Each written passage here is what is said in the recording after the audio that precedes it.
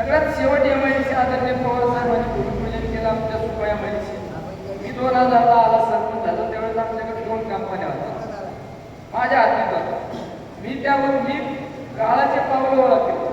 जर या उद्योजक लोकांना आपण संरक्षण देऊ शकलो तर आपल्या या भागातील बेरोजगारी कमी होणार आहे आणि पर्यायी उद्योगधंदे वाढणार आहे. आम्ही संरक्षण दिलं. आम्ही वेळेप्रसंगी त्या कामगारांच्या न्याय हक्कासाठी पण भांडलो. कामगारांची पण बेरोजगारी कमी करण्याचा प्रयत्न केला.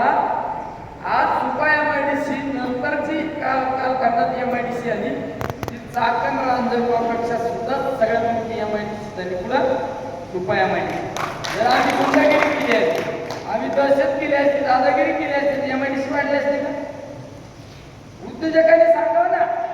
एखाद्या उद्योजकांनी समोर येऊन सांगितलं पाहिजे निलेश लंकेने आम्हाला असा चुकीच्या पद्धतीने त्रास दिला, चुकीच्या पद्धतीने विजय झालं, हे उद्योजकांनी सांगितलं पाहिजे.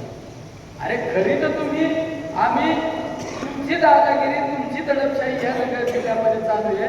तुमच्या दडपशाहीला तुमच्या दादागिरीला आम्ही उत्तर देतो म्हणून आम्ही गुंड का?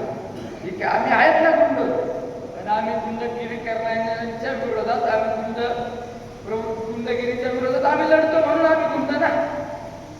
म्हणजे तुम्ही आतापर्यंत तुमच्या सगळ्यांनी ऐकलं म्हणून सगळं चांगलं. तुम्हाला थोडा विरोध केला तर लगेच दादागिरी दहशत गुंडगिरी.